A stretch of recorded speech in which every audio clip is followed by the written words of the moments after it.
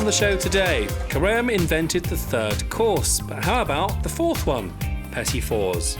Madeleines, financiers, and the lovely crunchy tuiles. A perfect selection of petit fours. Eric discovers Karem's legacy on the streets of Paris. Cheers! These cakes are so good, so it's really an experience. Yeah. And creates a French patisserie classic, the Religieuse cake. A very classic French dessert with a lovely, fragrant twist. Karem had been invited to St. Petersburg to cook for the Russian nobility. Alexander himself said about Karem that what we did not know was that he taught us to eat. From them, he took service à la Russe, Russian service, the idea of a starter, a main course, and the third course, the dessert, was born. Karem left Russia never having cooked for the Tsar, but he'd made a lot of money and went back to Paris with his reputation further enhanced. He was soon in demand again by a family more powerful or rich than the Russian nobility or any royal family. This building is now a bank, but 17 Rue Lafitte used to be the home of Betty and James Rothschild. They were probably the only family in the world, a part of royalty of course, who could afford Karem's high demanding fees. The Rothschilds had come to prominence in French politics as the bankers who had loaned the money to the Allied troops. Paying Karem a staggering 8,000 francs a year, they created the best table in France. And they planned a campaign of military action to win over the high society of post-Napoleonic Europe. Karem had invented the third course, the dessert. But in modern society, there is a fourth course, the petit four. Right, we're going to make 3 different types of petit four today. We're going to do a lemon madeleine. Madeleine is a very classic little sponge. You will see everywhere in all the patisseries in France. You have to use a special mold, a special shape. If it's not in that mold, it's not a madeleine, so that's a very easy one to do. And the next one is the financier. Financier is a lovely little moist almond cakes. You can do large one if you wanted to as well, if you wanted to serve it as a dessert or as a treat, because they keep very well as well. But we're going to start with my favorite actually, with raspberry tuile with black sesame seed.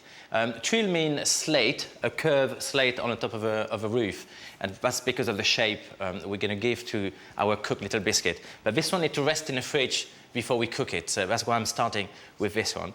It's actually a very simple recipe. Pour flour, icing sugar, flaked almonds in a bowl.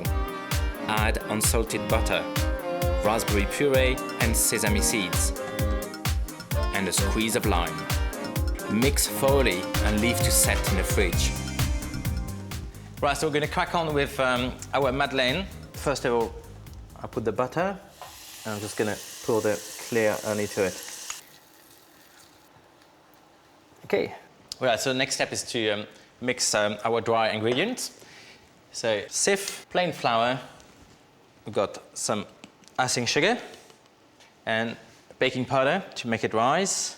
And I'm going to sieve those together. And to that, I'm going to add 2 whole eggs. I mean, we're looking for really like a batter consistency. Perfectly mixed. You just want to group the ingredients together. You don't want to overmix it. And we're just going to add our butter and honey mixture. And again, we're going to combine this gently. You probably watching it and thinking, oh my God, my hips. But you know, they are tiny, so you don't have to eat all of them. You can just have 1 or 2. And the zest of a lemon. Okay, so I'm just incorporating the zest to the mixture. We are ready to roll now with the baking. So I already greased those 2 molds with some soft butter. And just before we put the butter in, I'm going to dust a bit of plain flour. So I'm just going to spoon the mixture inside. And we're actually filling that right to the top.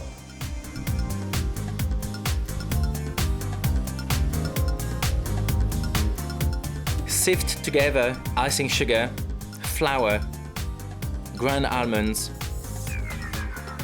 then gradually add some egg white and melted butter and mix.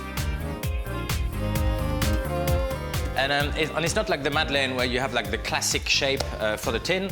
You can really pick anything you like. So I picked those two, that design, which is quite pretty. That's the only reason I pick them up. A bit of soft butter on the brush. I just brush the inside. You know, and I'm going to be very truthful, you know, after all these years, I'm still anxious to see, you know, if we're going to come out straight away or not. So that's why it's better to put butter and flour to it. And with a spoon, just going to put the mixture inside. Put those in the oven at 180 degrees for up to 12 minutes. Do you remember the tuiles we get in the fridge? Well, we're going to use them now. So they should be set nice and hard by now. Yep, compared to the liquid mix we had earlier. I'm just going to dress them on the top of a baking tray. So this is lined with silicone paper. Take a spoon and just scoop it gently. And you need to give enough space between each one because they are going to completely melt and go flat. So you need to allow space for them to spread. Roughly press them flat. By this time, it would be time to get your Madeleines out. You have to demold them when they're still hot, because if you wait very cold, they're definitely going to stick. So just turn them around like this. And you can see how soft they are, lovely and soft, and you know, on the smell of lemon, beautiful. And I'm sure by now the financiers must be ready. So we're going from the smell of lemon now to raspberries with the tuile. Okay. Like I was saying earlier, it's not really in the making, it's complicated, it's the cooking. So they've been in the oven, they are very, very hot. They need to cool down enough to be able to lift them, and we're going to move them gently to this rolling pin to give the traditional tuile curve shape. To decorate, take some silicone paper, make a cornet, and fill it with tempered chocolate. Pipe some pretty patterns. And for the others, just simple, a bit of icing sugar. Here we are, Madeleine, financier, and the lovely crunchy tuile. A perfect selection of petit four.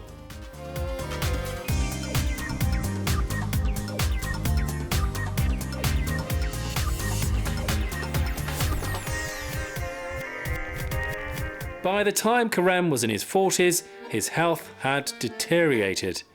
He had spent a lifetime cooking over charcoal fires in confined spaces.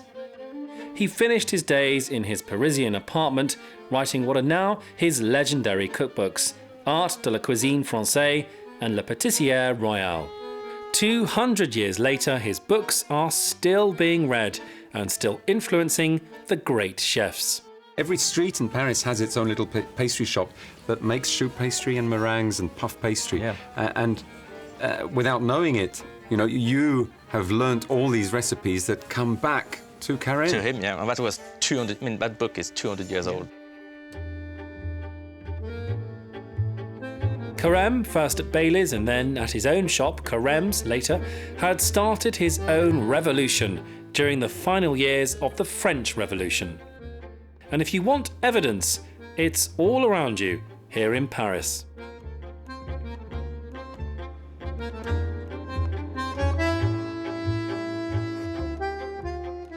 So where are you taking me? To Poilane! Oh, no. Well, I know everything about it, but I've never been there, so you can't believe how happy I am about this. Bonjour. Bonjour, bonjour. For Poilane and saint food, it's a holy food. I know, it is. And of course, everything is made here. In the oven downstairs. In the oven downstairs. You want to see? Of course I want to see. Come and discover this. My God, it's like a been back in time. So how old is this place? Do you know? It's from the Revolution times. It used to be a convent. And from 1932, they have been always doing the bread. Bread. And of course, very famous bread. It's yes, exported all over the world. I know in London we get some, and I saw some in America. They told me that they do like 6,000 miches de pain by day. A day? Oh my God, that's a lot of bread. That's a lot of bread. Everybody, always assume, Paris is, top hand for innovative patisserie and innovative food. But it's nice to see them as well that they keep the tradition. Maybe because bread is so important in France and for French people. It's really part of life. Ta-da! Merci. You're very welcome.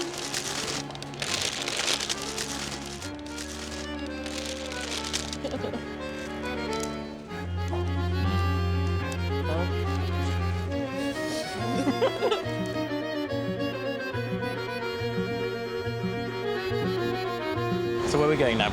Ladurée. Do you think it's too early to get macaroons? It's never too early for macaroons.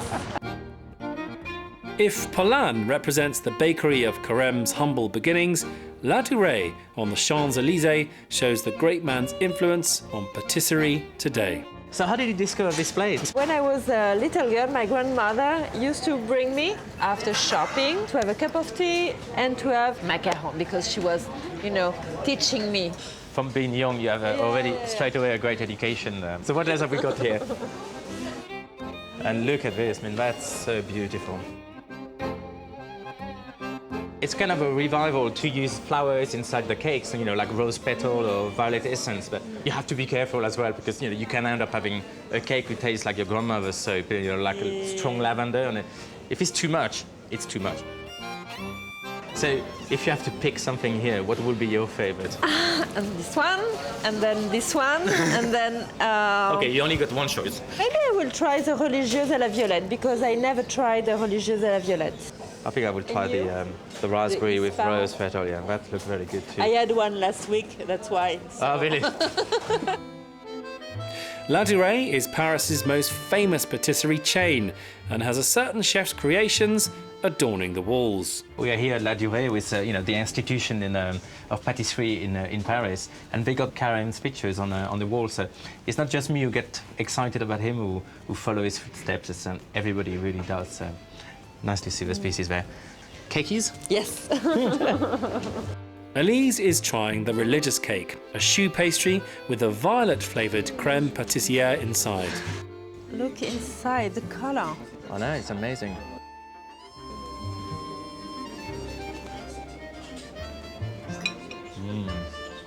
The choux pastry is very nice, and it's not over the top. The flavour of the violet is not over the top, so very nice. So that's a success. Eric's gone for a raspberry macaroon with fresh raspberries, cream and lychee. A raspberry kind of macaroon-esque meringue with the rose petal centre, yeah? No, how to start? I know, I destroy it. The I felt so bad. I start in the middle. That worked very well. That's delicious. There is like a water, something very, very fresh. Yeah. These cakes are so good, so it's really an experience. 200 years ago, Karem put innovation at the heart of his work. His window displays were the talk of the city. And that pioneering spirit lives on in the heart of Paris today. Okay, my turn to show you something. This is the new kid on the block. This is Philippe Conticini's new patisserie, La Pâtisserie des Rêves. The shapes are very sharp and modern and essential. Look at this eclair. I've never seen anything like it. It's exact contrary of a rococo and cream for nothing. It's just essential shapes. Look at this one with the drizzle of chocolate on the top. It's like a jewelry shop. It's not just the shop with a different concept, it's a concept of serving as well. Usually if you go to a patisserie, what you see there, you will take it home. This is just a display. You choose what you want, and in the back there, they got a whole large selection of what's on display here. Everything here is quite unique. We saw Elise choose a French classic, the religious cake, and Eric will show us how to make it. This recipe is a classic French petit gâteau, small cake. It's called Religieuse, meaning religieuse, really. It's supposed to look like a nun's habit. So the main base of our cake is choux pastry. And I mean, I just love choux pastry. It's easy to make, surprisingly, and it's very cheap. The ingredients, hardly any ingredients inside. And it's always impressed people, and you can do so many things with it. So that's what we're going to start with. And don't be worried, follow the steps on the recipe, and it will always be a success. Add some unsalted butter to hot milk. When dissolved, add some flour. So this is an important part of the recipe. You do that off the heat to make sure you don't burn your pastry. When it's all incorporated, and you got quite a thick pastry like this, you put it back on the stove, and what the process is called to dry the pastry. So for a couple of minutes, you just keep mixing it on the stove till it stops sticking to the pan. Okay, so this is dry enough. I'm going to put the pastry in a bowl, in a separate bowl. I'm going to put 1 egg at a time, and we're just going to incorporate them one by one. Just keep mixing it. Okay, so that's the first egg put in. You can see the pastry is going back together again. So, second one. And what we're looking for really with choux pastry, and that's why you have to dry it a lot and go to all the steps, is to really puffed up in the oven. So I'm putting 4 eggs in this one, and something to keep in mind is, like if you over dry your pastry a little bit more, maybe you will have to add an extra egg. It's got a good workout on this pastry, and you can't buy it ready-made, this one, so you have to make it. So that's the consistency we want. That's going to be perfect. So now we're going to pipe our little choux buns. I got 2 nozzles. I got a large neutral one and a bit of a smaller one for the top profiterole. On the baking tray, secure your paper. Everybody think if you have a piping bag in your hands, you need to go, I'm going to show you the bad way to do it, going like this. But you should really leave it dropped from your bag and just press it, and the shape comes naturally. I'm just going to take the smaller one and I'm just going to push it on top of the other one. So, and I'm going to go for the smaller profiterole, that will be the head of the nun. And don't expect anything too novelty. When I say it's going to be a shape of the nun, it's more symbolic than anything else. Okay, so that's our tray. Few spare ones of the small ones, so we can always do something with those. And that's going to go in the oven. Put those in the oven at 180 degrees for up to 30 minutes. So the choux are in the oven now. They're probably going to take 25 to 30 minutes. As usual, keep an eye on it. Make sure they are very dry. And we're going to let's give us enough time to make the filling. So traditional recipe, but a few extra ingredients. We've got some essence of, natural essence of rose, and some natural pink food coloring as well. Break a whole egg. And to this, I'm going to add some vanilla sugar. This is something you can buy everywhere these days. So give it a good whisk to dissolve the sugar. And I'm going to add some corn flour to it as well. Okay, that's fine. Okay, so the milk is boiling, so I'm just going to add a little bit to my egg mixture. And I'm putting everything back in a pan. I'm going to take it to the boil again and cook it for 2 minutes. Okay, that will do. It's nice and thick, and it will set even more when it cools down. We're just going to add a little bit of butter to it.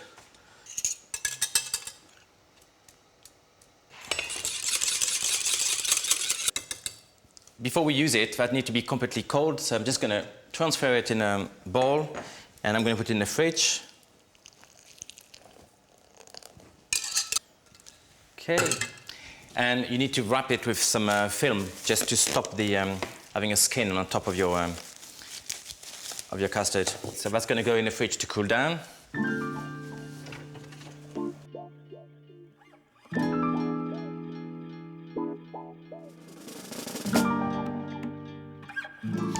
Right, so our choux buns are cold now, and I kept the best looking one, the best shaped one.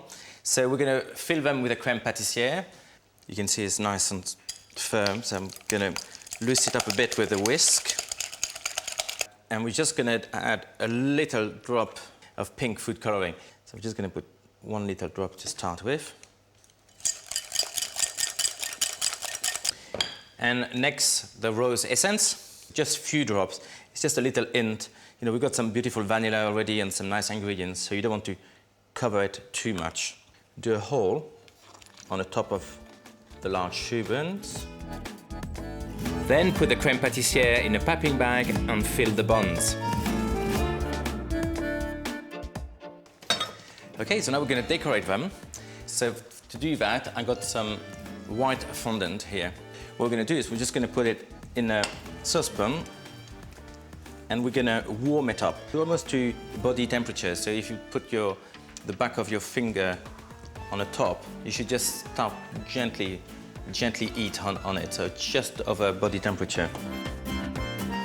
Add some natural food coloring. I've gone for pink. When ready, dip the buns. Okay, I'm going to do a small one now. So same process, but this time we're going to stick them on top of the larger one. Okay, so we are almost there with the decoration. We're just going to have to do the other classic part, which is to do the, what do you call, the color. So I've got some vanilla buttercream here. You could use cream for this one as well if you wanted to, but buttercream will all better because it will set when you go in the fridge. We're just going to add a little petal of fresh roses. Here we are, a very classic French dessert with a lovely, fragrant twist.